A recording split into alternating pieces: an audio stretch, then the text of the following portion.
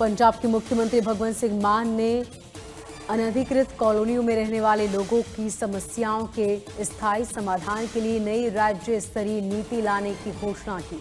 मुख्यमंत्री ने कहा कि कॉलोनियों में खरीदारों के हितों की रक्षा की जाएगी, जबकि धोखाधड़ी करने वाले कॉलोनाइजरों के खिलाफ कड़ी कार्रवाई होगी। ये नीति पूरे पंजाब में समान रूप से लागू की जाएगी ताकि सभी प्रभावित लोगों को राहत और न्याय मिल सके।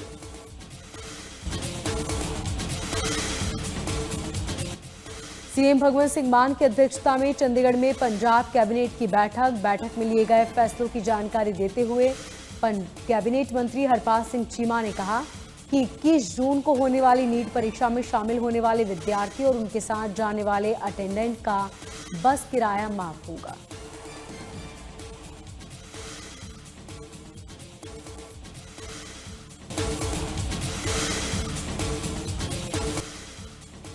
अमृतसर ग्रामीण पुलिस और बीएसएफ ने नशा तस्करों के खिलाफ संयुक्त अभियान चलाते हुए बड़ी सफलता हासिल की। सर्च ऑपरेशन के बीच 3 किलो 50 ग्राम हेरोइन बरामद की गई। पुलिस के मुताबिक हेरोइन के 2 पैकेट और एक अन्य पैकेट बरामद हुआ। इसमें नशीला पदार्थ था। शुरुआती जांच में खेप के सीमा पार पाकिस्तान से तस्करी के जरिए आने की आशंका जताई। पुलिस मामले की तफ्तीश में जुट गई है और पूरे तस्करी नेटवर्क से जुड़े आरोपियों की तलाश शुरू कर दी।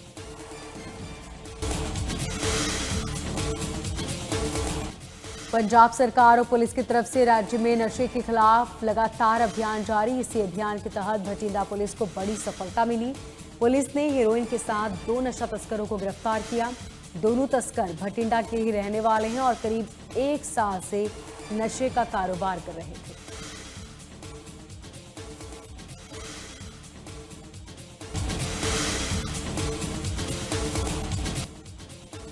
पठानकोट में वरिष्ठ पुलिस अधिकारियों के निर्देश पर पुलिस की तरफ से ऑपरेशन सील अभियान चलाया गया। इस अभियान के तहत आने वाले वाहनों की जांच की गई। संदिग्ध व्यक्तियों से पूछताछ की गई। थाना प्रभारी गुलशन ने जानकारी देते हुए कहा कि इलाके में कानून व्यवस्था बनाए रखने और असामाजिक तत्वों पर नजर रखने के मकसद से ये अभियान चलाया जा रहा है।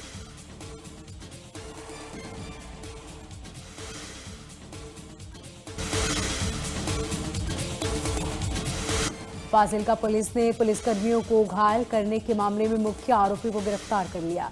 घटना 7 जून को हुई, जब पुलिस संदिग्ध वाहन की जांच के लिए पहुंची थी। आरोपी की वाहन सवारों ने पुलिस की टीम पर गाड़ी चढ़ाने की कोशिश की, जिससे एएसआई रमेश कुमार घायल हुए थे। फिलहाल पुलिस मामले की जांच में जुटी है।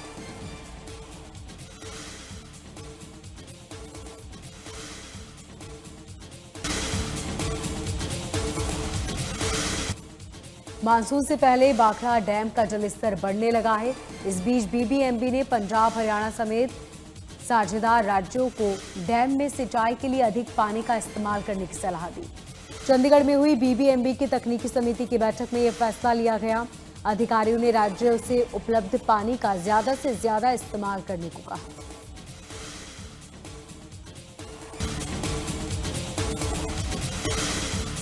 हरियाणा सरकार ने ऊर्जा और तेल बचाने को लेकर बड़ा फैसला लिया। राज्य सरकार ने सितंबर 2026 तक सरकारी अधिकारियों और कर्मचारियों की सभी विदेशी यात्राओं पर रोक लगा दी। ये रोक ऑफिशियल और प्राइवेट दोनों तरह के यात्रियों पर लागू होगी, जिसमें सिर्फ जरूरी मेडिकल इलाज की छूट दी जाएगी। मुख्य सचिव अनुराग रस्तोगी की तरफ से आदेश जारी किया गया। साथ ही सरकार ने सभी डिपार्टमेंट, बोर्ड, कॉरपोरेशन और पब्लिक सेक्टर की कंपनियों को कम से कम 50% मीटिंग वीडियो कॉन्फ्रेंसिंग के जरिए करने के निर्देश दिए।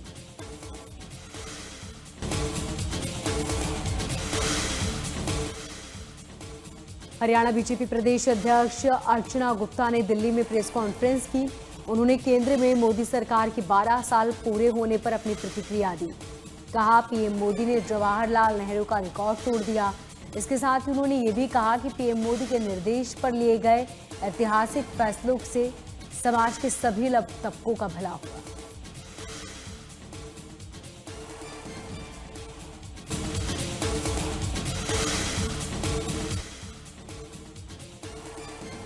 हांसी में फव्वारा चौक के पास सुबह 5:30 बजे के करीब बाइक सवार हमलावरों ने जिम संचालक की गोली मारकर हत्या कर दी।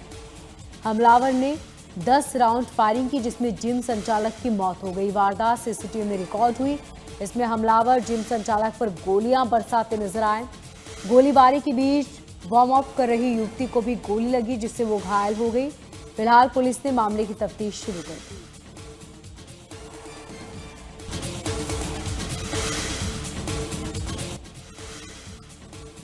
फर्रुखाबाद में ड्रग इंस्पेक्टर ने छापेमारी कर अवैध दवाओं का भंडारण पकड़ा है। आपको बता दें कि करीब 1 लाख रुपए की दवाइयां जब्त की गई। 4 दवाइयों के नमूने जांच के लिए भेजे गए। जांच में सामने आया है कि घर में इलीगल रूप से मेडिकल संचालित कर दवाइयां बेची जा रही थी। फिलहाल पुलिस पड़ताल में जुट गई।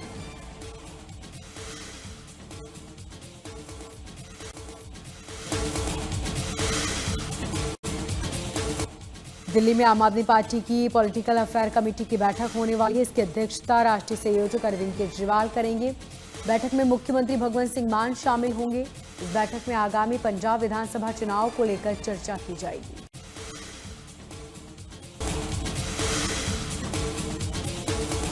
पीएम मोदी ने भारत के सबसे लंबे समय तक लगातार सेवा देने वाले निर्वाचित प्रधानमंत्री रहने का रिकॉर्ड अपने नाम कर लिया। इस बीच पीएम मोदी ने भारत मंडपम में देश से आए एनडीए नेताओं के साथ बैठक की। बीजेपी एनडीए शासित राज्यों के 22 और केंद्रीय शासित प्रदेशों के सीएम, डिप्टी सीएम शामिल हुए।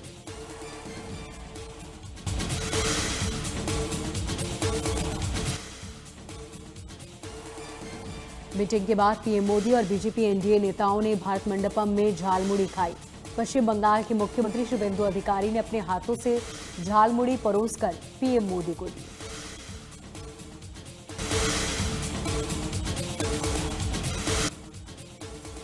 हरियाणा के मुख्यमंत्री नायब सिंह सैनी से मंडी की सांसद कंगना रनौत ने दिल्ली स्थित हरियाणा भवन में मुलाकात की। मुलाकात के बीच दोनों के बीच कई विषयों पर बातचीत हुई।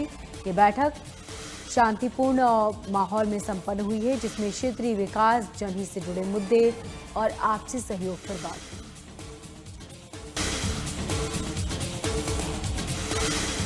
दिल्ली में कांग्रेस ने बुलाई महत्वपूर्ण बैठक। कांग्रेस अध्यक्ष मल्लिकार्जुन खड़गे ने आज दिल्ली में ये बैठक बुलाई है, जिसमें लोकसभा में नेता प्रतिपक्ष राहुल गांधी समेत कई नेता शामिल होंगे। इसके अलावा बैठक में कांग्रेस महासचिव, प्रदेश प्रभारी, राज्य इकाइयों के अध्यक्ष भी शामिल होंगे।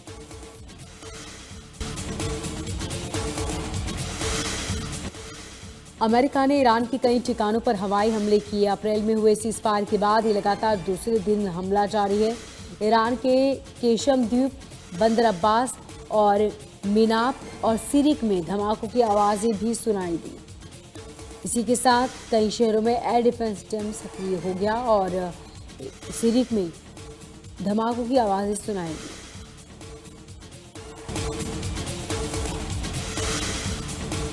आईआरजीसी ने दावा किया कि अमेरिकी हमलों के बाद हॉर्मुज स्ट्रेट सभी जहाज़ों के लिए बंद कर दिया गया। आईआरजीसी ने चेतावनी दी कि इस हमले से गुजरने वाले जहाज़ों को निशाना बनाया जा सकता है। ईरानी मीडिया ने हॉर्मुज क्षेत्र में अमेरिकी और ईरानी हमलों के बीच झड़प की खबरें भी दी है।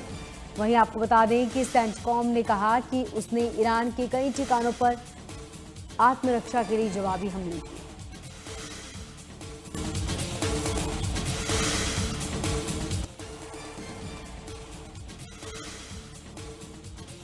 अमेरिका ने एक बार फिर ईरान पर बड़ा हमला किया। राष्ट्रपति ट्रंप और रक्षा सचिव की चेतावनी के बाद अमेरिकी सेना ने ईरान के कई ठिकानों को निशाना बनाया। अमेरिकी सेंट्रल कमांड ने सोशल मीडिया प्लेटफॉर्म एक्स पर पोस्ट कर ईरान पर हमले की पुष्टि की। सेंटकॉम ने साफ रूप से कहा कि अमेरिकी सेना ने कमांड इन चीफ के आदेश पर ईरान के अंदर कई हमले किए।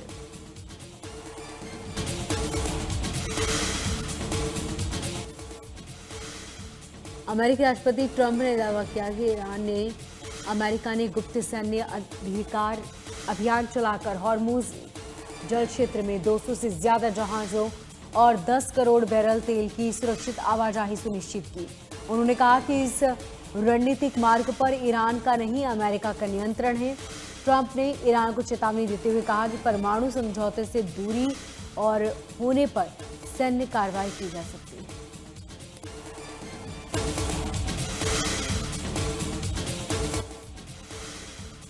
भारत ने अमेरिकी दूतावास के कार्यवाहक राजदूत जेसन मिक्स को तलब किया और ओमान के तट के पास भारतीय संचालक दल के सदस्यों वाले कमर्शियल जहाज पर अमेरिकी हमलों को लेकर विरोध किया गया। विदेश मंत्रालय के मुताबिक जहाज में अतिरिक्त सचिव और नामराज नायडू ने जेसन ओमेक्स को बुलाकर इस हमले की गंभीरता से चिंता जताते हुए बात की।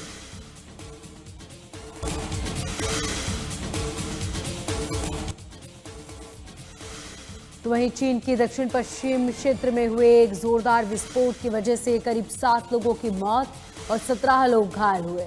स्थानीय प्रशासन ने रात में जारी किया नोटिस के अनुसार घटना के वक्त जांच जारी है। गैस पाइपलाइन में स्थानीय खराबी होने के चलते उसे चेक किया गया। सभी घायलों को अस्पताल पहुंचाया जहां उनकी स्थिति गंभीर बनी हुई है।